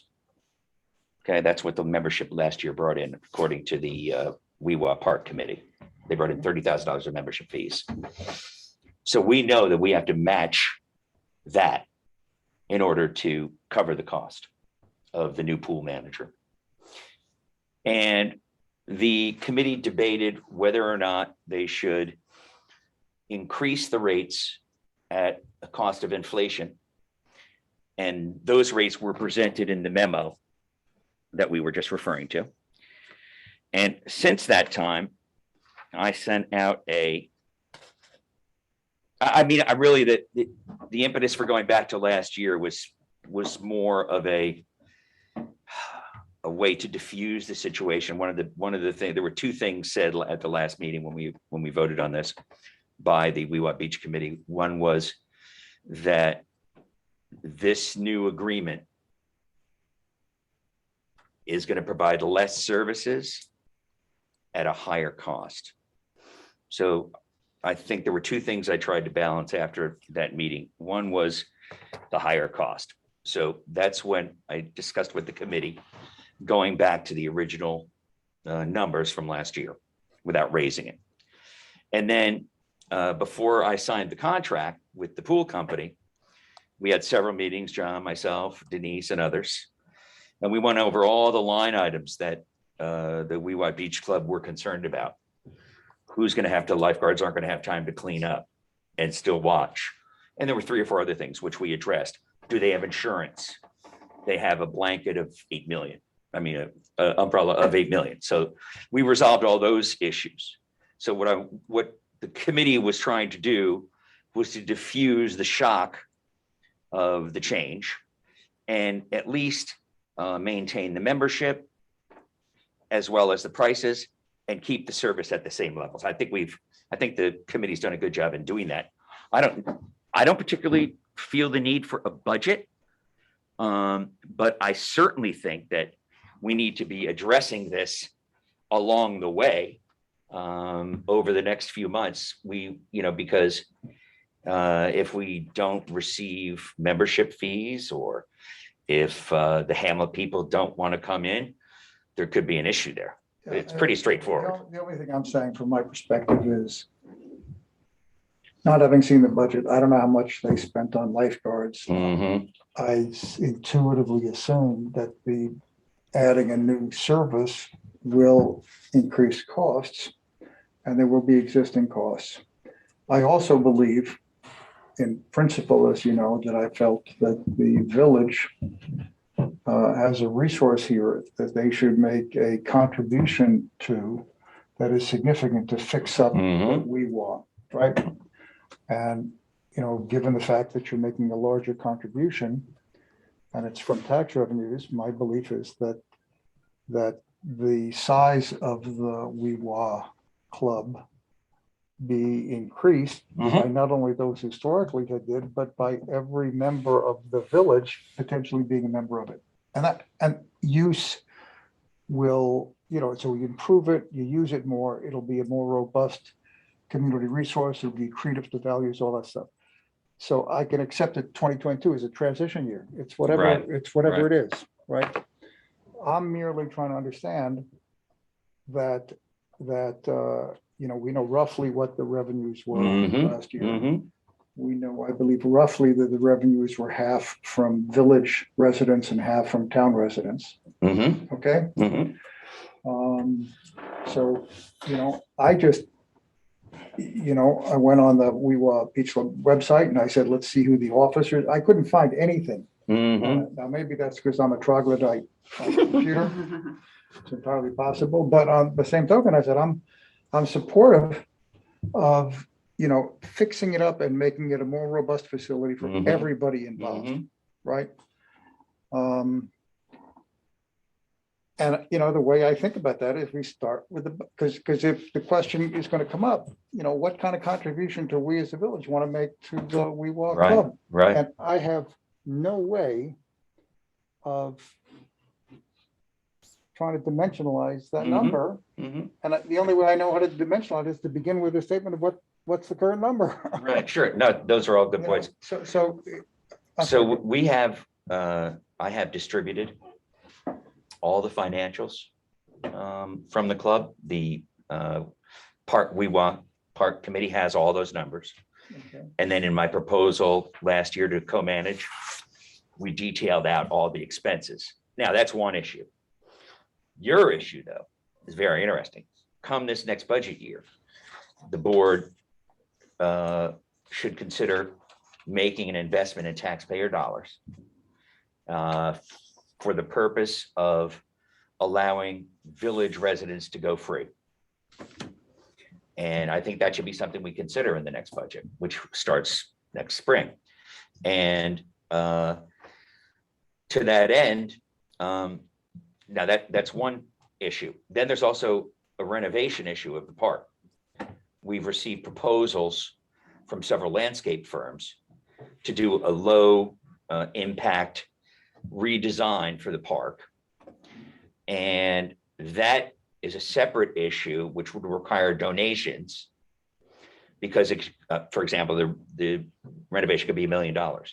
So there's something we, you know, so that's a separate fundraising effort that will be concurrent with the park. So by then we should certainly have all that information in front of us to make a proper decision on the budget. But this year, unfortunately, we can't because it's not in the budget. We can't pay for it. So we have to charge the people. I'm supportive of, Yeah. all I'm saying is I'm looking at what's going to look in year 2 or year 3. Mhm. And whatever the transition is, it's a transition. Mhm. You know, in principle, I think, because it is a community resource and the community includes village residents and town residents who've been around, right? Mhm. That it is of value to us to improve that facility. Mhm. And if the interim solution is to keep the dues the same, move forward, you know, I'm fine with it. Mhm. I'm merely saying that I want to begin to address what the issue is in the spring, Yeah, you know, for the 23 year, not the 20, this is for the 22 year. right. I'd like to have it clear by the time we get to 23, and we're gonna look at Yes. plans to improve it and whether. Yeah, it's I agree with you. Force or the low end or the Mhm. high end, whatever it is. Mhm. Now, I think, Jay, you wanted to say something? If I may, I think it's important to keep in mind that there are sort of two entities here that get conflated a lot. There is the Village of Tuxedo Park facility, which is, call it Weewah Park or Mhm. Pigeon Point or whatever it is. Mhm. That's the grounds. That's open to all village residents to use with certain restrictions. And then there's the swim club, Correct. which has had various names, which for all intents and purposes is the organization with the mandate or the license to run the swimming beach during swimming season. Correct. And those are really separate things. So improving the park Mhm. is a village responsibility, just like improving the Mhm. racetrack or any other village facility. Yeah. And that, to a certain extent, needs to be separated from swim operations. Right, and it is because you have your membership fees for running the swim club. Right. And then we're accepting donations for the improvement of the park. Now, that could be anywhere from a new bathroom to, a community center where people can go, and when you were giving your speech, there's places to sit. Right. But a community gathering spot. That's key, I think, to this. Right. And the third is the village board during the budgeting process allocating resources to the park Yes. for other smaller issues, potentially. For all of the things. Right. So they are separate and they're both organic. So we might calculate that we need to put in 20 grand, or let's say that the revenue last year for village and Hamlet members was 30 grand. We're going to need the revenue from the Hamlet at 15. So in order for people to go free, we're going to have to at least put 15 grand in of taxpayer dollars. I mean, off the top of my head, right? And that's going to be separate from raising money to award to a landscape designer if we decide to do that. Right, and that doesn't necessarily have to only be, there's no law that says it has to be donations. The village, as an entity, could decide that we're gonna put village funds. Right, let's say that we raised 500,000 in donations, and the price for the renovation that everyone agreed on is 700. We could do a bond, we could take a no interest loan, we could do other things for that, yes. Yeah, we can, conceptually, you say there's a low end and high end. So you basically say the village will commit to, whatever the number is, 25 grand, and proceed to fundraise an additional 500,000. Right. Right. And depending on how successful that is, Exactly. minimum, and it's easy enough done. But all I'm saying is with respect to, and I couldn't make it, I was away last month. With respect to what we're talking about, I'm happy to keep with your resolution that we keep the fees for the WeWa Beach Club as they are. But not lose sight of the fact that we're trying to set something up that's going to be a little more complicated for a year from now. 2023. Yeah. Which, depending on what happens with the DPW site currently, could include, An extra side. Yeah. Absolutely. Yes. Good. There you go. Okay, good. So any other questions? Couple more. Yeah. So again, Jay, Paul, thanks. I mean, one of the things I do want to clarify, because there's no resolution clarifying this, is what is the service you get for membership? It's, is it just swimming, right? Like I can go use the park whenever I want. If I'm not a member, I just can't go swimming. I have all that's posted. I'll be happy to go over for you. Did the board approve that? That's what I'm thinking. I just want maybe some housekeeping, right? Like The enforcement facility is by the WeWa Beach Club people who during WeWa Beach Club hours let people in. There's never been. But that's gone. To be clear, that doesn't exist anymore. It doesn't exist. No, it's not gone. Well, sorry, It is not gone. I misspoke. As I understand the current arrangement, the WeWa Beach Club, that entity, and I'm not speaking for them, obviously, but they are not part of the management program, unless there's something going on that I don't know about, for this year. Correct. So the Board of Trustees has not approved eligibility to be a member and has not discussed the services provided at the beach. And that's all I'm saying. So let's address those. Yeah. Here's how it is currently broken down and being sold. The types of memberships that were offered last year and the guest passes are the same. The hours are the same, 1 o'clock to 7 or 8, depending on sunset. Only when in between those hours, which is called the swimming membership, are there lifeguards. And only then can you swim. Members. Members. We made an arrangement with the DPW to do all of the maintenance, cleaning of equipment, cleaning the bathrooms, restocking the bathrooms, and things that were a concern to the WeWa Beach Club Executive Committee. Now, they've done most of that. but it's specifically something that they're going to be doing, emptying garbage cans and all that. Now, we're working with the New York Pool Management Company as to how to check people in. Okay, that was a position that was available under the Weewha Beach Club. You had a checker. So we've been looking at a variety of things, including, but not limited to, nothing's been decided yet. You come in, you pay, you get your picture taken at the village office, you have a card. Okay, you have to bring that card. The lifeguards check to see if you have your card. But we're basically looking at an honor system. Okay, we may also put a machine at the front where you have to slide it through your card to get in. Also, the fact that you have people having to register their vehicles to come in now through the main gate at $9 and something cents per car, per family. We're not concerned about people getting in that aren't registered. It's mandatory for seasonal members to register their car. So that's another bit of layer of protection. In terms of people, I guess you're talking about people sneaking in.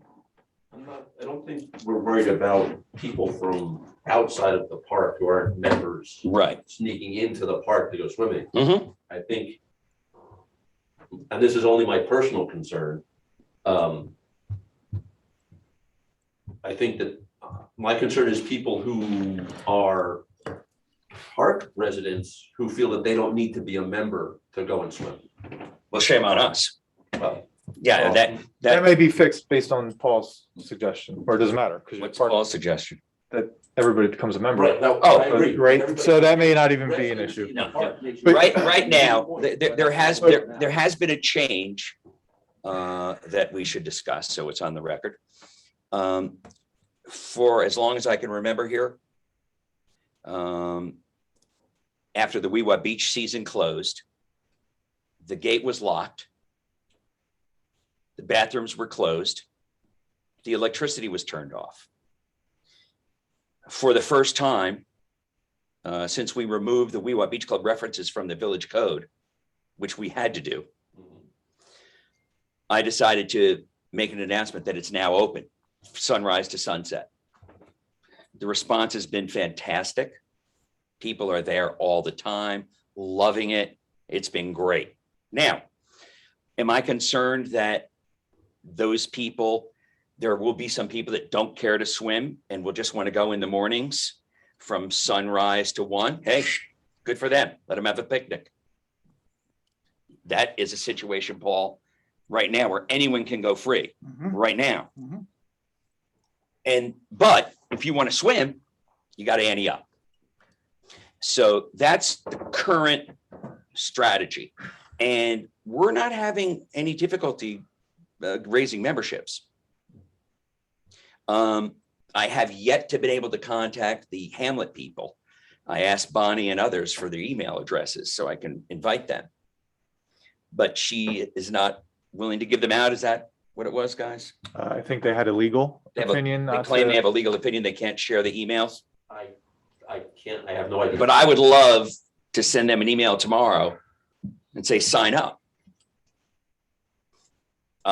So that's where we're at. What everybody else does. So, look, FYI and put a note on. there's you a go. whole lot of ideas and thoughts, and I think it's our responsibility as a board to codify them in policy and a resolution at some point. Membership eligibility and what that entails. I think we should do that now. Yeah, we did it. It was in No. it was. No, in the he's suggestions. claiming that, Nothing. let's just assume that we didn't do it. Let's do it tonight. What's the big deal? Okay. Yeah. All right. So let's start with, let's see, where are we? We did the vehicles. This is the last item on the agenda. Yeah, hold on. Because there's other new stuff too, because Chris wanted other stuff put on. Well, Weewha Beach Club and Bathing Beach is being used, but the board's never approved that, so we should do What? that.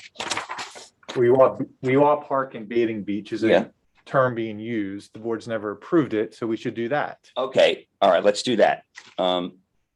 Let me find that. If the board wants to do that. I mean, Chris, But you it know, should be it's, voted on. it's a lot of micromanagement, but let's do it anyway. I'm sorry. No, it's If okay. You agree, I think it's oversight and that the board has responsibility. That's fine. I had no issue with that. Let's do it. If that's gonna satisfy you. Let's absolutely do it. Let me just find it. The historical name has been the Weewha Beach Club. No, it hasn't. No, it has many other names also. Right. The Weewha Beach Club is the name of the entity that ran it. It was never the name of the place. Okay. But it used to be called the Weewha Lake and Bathing Beach. And I have a postcard that says it. It also used to be called Pigeon Point. Right. So let's vote on it. None of those names stuck for a reason, so maybe we should Oh, just keep it geez, what do we- Weewha Park. It's short, it's simple. Well, I'm That's- good with the Weewha Park. I'm good with Weewha Park. Paul, are you good with Weewha Park? Weewha Park. That's 3. Do we need to discuss any more? no, because first of all, there's a distinction in the marketing plan between the right, for the Weewha Park park itself And then the and the seasonal. swimming beach, the bathing beach. They're two separate, they're done that way because it's two separate things. The Weewha Park can be used from sunset to 1. And then it rolls off the tongue. The swimming component of it can be used from 1 to dusk. So to me, it works well. I mean, is it just I mean, a that personal issue with you guys or something? Do No, you really I think it's a care? Mouthful. And this bathing beach sounds weird to me. Well, I know that's too not a bad. technical term. I mean- I just think, Let's vote. I mean, Well, what about, are we worried about are we really gonna get hung up on this? Let's just stop talking. Can I just say, it's incredible to me that we are using all of this time having this conversation. Oh, It really is. it really is. I mean, But let's do it anyway. Let's have the vote. Yeah. But this is not a good use. No, it's of not. the trustees' time. Or the public time. Or the public's time. Well, Josh, we got to come together and talk about things at some point. We come We together agree. once a month. You know what, Chris? Completely agree. All right, so be it resolved that the Board of Trustees named the parcel of land owned by the village on the Weewha Lake, which contains a park, a bathing beach, and the DPW as the Weewha Park and Bathing Beach. May I have a second? Second. All in favor? Oh, any more discussion? All in favor? Aye. I, Aye. Okay, now let's go on to Paul, you're not voting? no, I mean, I basically said, given all the legal issues, I don't want the word bathing to be any liability there if something happens. Let me explain something very clearly. No, Okay, that's fine. let me explain something very clearly. The fact that there is sand there, and it's been the tradition for over 80 years to have a beach, that ties into the Department of Health permit, which requires lifeguards. So the reference to bathing beach is important. Canopy Beach. The vote's been taken. Okay, are you an abstain? Yeah, I'm gonna abstain. Okay, I don't you think this is the abstain. best use of our time. No, it's not. Because the issue was, what are the responsibilities? I have a call at 9 o'clock that I've got to get out. Mm-hmm. And because this meeting was gonna go until 9, right? Right. Okay, here's what let's vote on eligibility. Membership eligibility. Be it resolved that the Board of Trustees approve the following membership and memberships. The following summarizes the committee's recommendations about membership eligibility, which is no change to the 2020 summer season. 1, Village of Tuxedo Park members, village homeowners, property owners, renters, active employees of the Village of Tuxedo Park. Membership fees for summer season, Memorial Day through Labor Day from 1 to 8 with restrictions. Open access the rest of the year, no swimming. Hamlet members, grandfathered to membership of the 2019 pre-COVID vote by the BOT before the last season meeting. Membership fees for summer season are Memorial Day through Labor Day, 1 to 8. No access the rest of the year, 2, the following is the committee's recommended membership eligibility change from the 2020 summer season. New eligibility program for Hamlet TPA ancestor members. Persons that can establish that the TPA employed their direct ancestors are welcome to join for the 2022 summer season, even if they were not members since 2019. May I have a second, please? Second. Any discussion? Just to be clear, if it was in the Weewha Beach Club lease last year as an eligible member, the same rules apply this year with the additions. 2019 vote. Which is with the same, yeah, so. Yeah. So if it was in the lease last year in 2021, Correct. That was 19 So- vote for the 20 seats. so, okay, so the all first responders, all those people are still eligible. Okay. Any other discussion? Okay, so, yays and nays? Okay. Yay. Yes. Yay. Okay. All right, moving on. Chris also wanted to add some other things. Chris, you mentioned we should vote to authorize the mayor to apply for a building permit and to build a median in front of the booth. Yeah. Although construction appears complete, the BOT, to my recollection, never authorized this construction on village property. We should do that retroactively as opposed to never. All right, so I'm happy to do that. The project has been mentioned several times during our meetings. It is not on town, village property, it's on town property. It's village owned property in the town, Village-owned property in the town. jurisdiction of the town. It's outside of the village borders, but it is owned by the village of Tuxedo Park. Which is why you got a town of Tuxedo building permit. Correct. Because you own it. And not a village permit. No, but that's why you didn't need a memorandum of understanding or Yeah. easement from the town to use a town road. Thank you, gentlemen. Sorry. Just trying to keep us legal. That's all. We Come on. are going to keep it legal. Right. Now that I went through this a couple of times, when I first started coming out, asking for this. The implication there is we're trying to keep it legal. We're all trying to keep it legal. I'm not saying I'm not. I'm just, that's why we want to do this retroactively Thank so you. that we're all on Thank you, board. Jay. I'm sorry, that property is in the town. Yes. And we got a permit and from the town that it's in the jurisdiction of. Yes, but it's on village property. Sorry, yes. Tax roll, But on property in the town. It's Yes. town, it's, yeah. but the deed is on the village, right?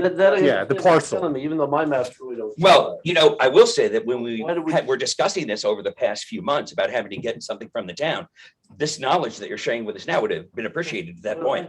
No, but I still don't understand why we would need a permit from the village to build something in the town. You don't. We don't. That's why you came, This but is- this is a but when request that we John get a came to permit us from the to town. ask for permission as the representative, we looked into it and said, all you need is a building permit from us, which we granted.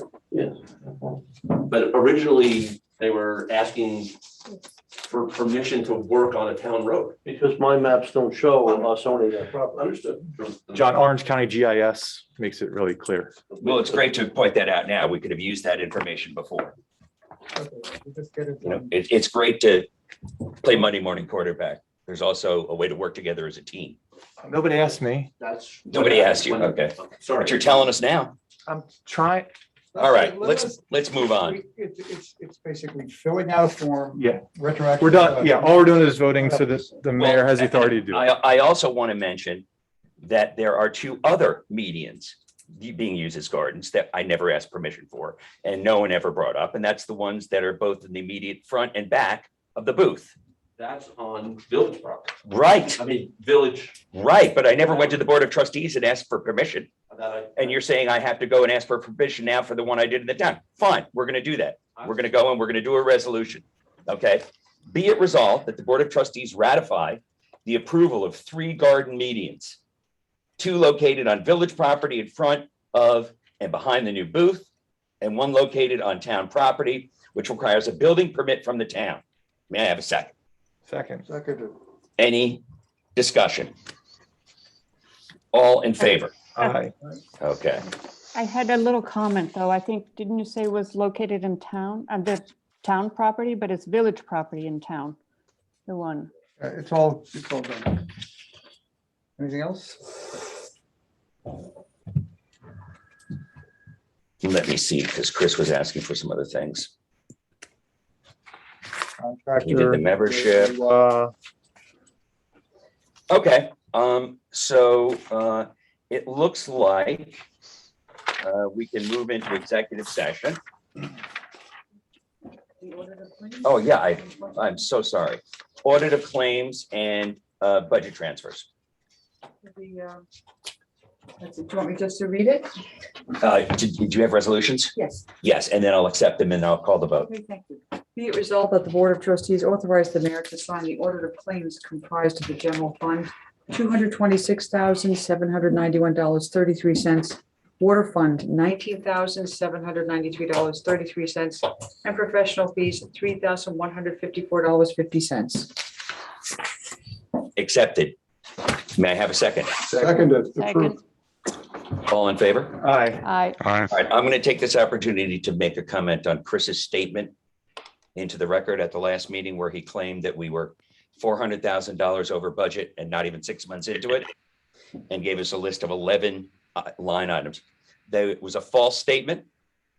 And we've been working with the accountants and with Elizabeth and with my budget director and with John. It is not a true statement. We are not over budget by $400,000. And I wanted to make that clear for the record.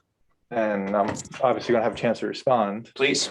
So I never said we were $400,000 over budget. I said there were 11 line items on the budget that were expenses exceeded the budget. I stand by that statement. I've had discussions with Elizabeth. I've had discussions with attorneys at NICOM. And I understand that some of those lines were not appropriated lines and others were. So there were still line items that this board approved appropriations for that have exceeded budget items. My only point I'm bringing that up was because the mayor kept saying we had to pay for the license plate reader because it wasn't budgeted for, and there were plenty of things not budgeted for that we're spending money for.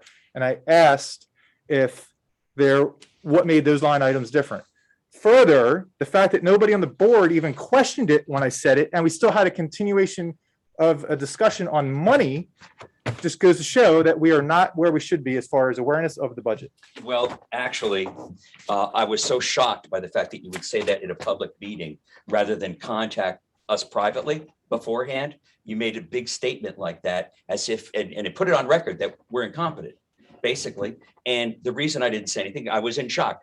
You're a team player. You claim to be a team player. You made that overtly at a meeting intentionally to embarrass me and others. And you were doing it because you were mad about the We Want Beach Club vote. If you're a team player, you bring those items to our attention before a meeting. Let us look at them. Give us a chance to do what we did over the last few weeks so we wouldn't have this kind of back and forth. I will continue to participate the way I feel like I need to participate based on the environment that I find myself in. I stand by my statement then. I stand by my statement now. You can insinuate what I was feeling and why I said whatever I said, but I guess I'm the only one who knows. But Chris, it's pretty simple, which is we need to have public discussion for sure. Okay, but we are allowed to converse, as you know, keeping in mind the sunshine laws beforehand. And it would make potentially these meetings more constructive. And I think that would be helpful to progressing the village's business. For example, we've wasted a bunch of time tonight, candidly, talking about stuff that is not that important or could have been easily resolved prior to the meeting. That's the point.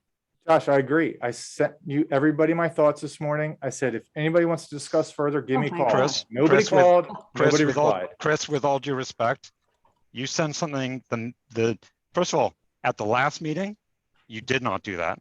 This meeting, you did it You did it, what, 6 hours in advance of the meeting? 8 hours in advance? 13, I did I it have a this full, morning. I have a full-time job, as do Same. many other people on this call. Josh, I do things in priority too, just like you do. And this has been a sprint all week long and I did it as early as I could. I will say that I've sent you over 15 emails since the last meeting, which asked important information for your opinion, including on rates for the membership of the Weewha Beach Club. You didn't respond to a single one. And that's what you do. You don't talk to me during the month. You prefer to do it here at meetings. Okay. And you don't want to be a team player. Just as Josh said, we've wasted hours. We're wasting hours right now. We are. I suggest we move to adjournment if we have no other items. We have executive session And budget transfers. and budget transfers. Okay.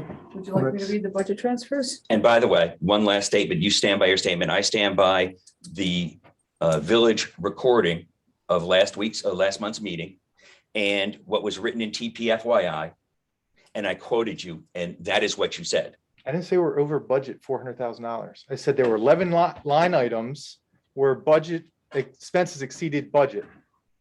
11 line items is not over Okay, budget. so let's vote on them. Or did we? I'm going to read them now. Okay. That's okay? Okay. So we're going to transfer from buildings other, which is 1620.22, $2,356.15 to the line police, 2-car payments, 3120.2.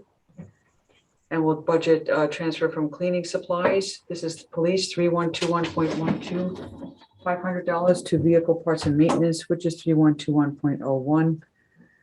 Uniform cleaning, 3121.14, $565.86.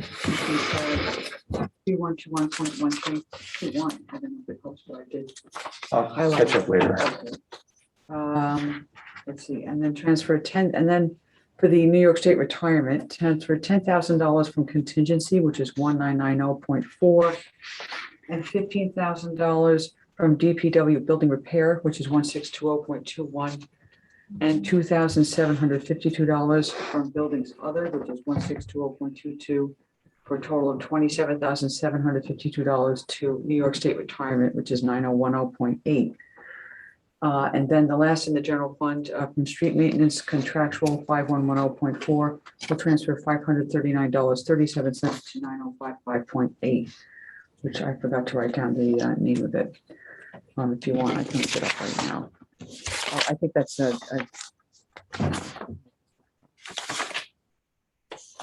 disability. 9055.8, and that was disability.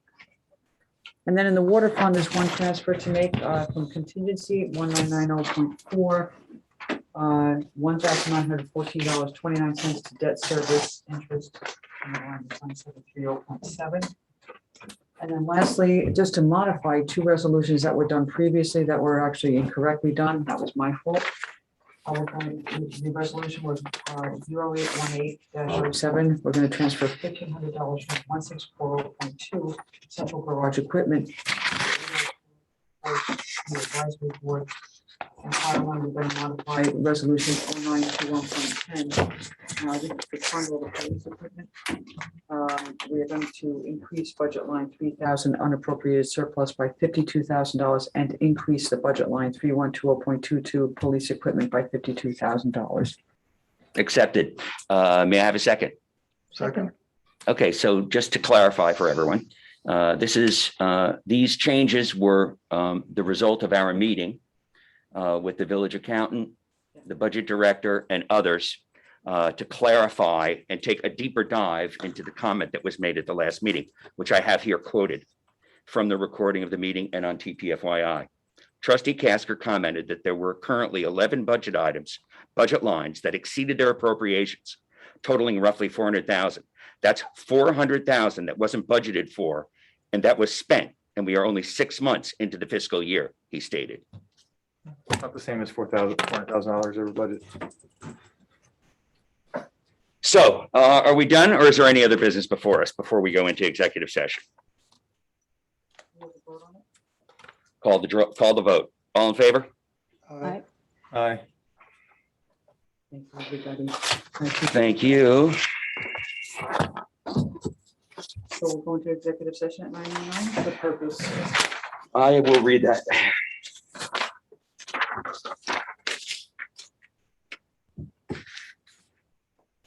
Be it resolved that the Board of Trustees temporarily exit the public meeting and enter executive session to discuss employee matters of three specific persons, the PBA collective bargaining agreement, legal matters, and water accounts collection. May I have a second? Second. All in favor? Aye.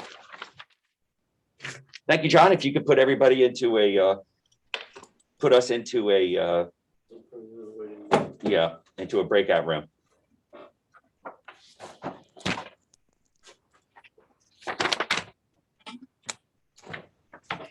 And Chief, would you like to stay for the first part? Okay.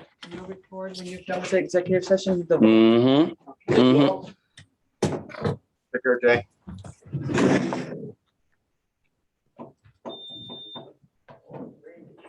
Elizabeth, that's off, right? Yes. Okay.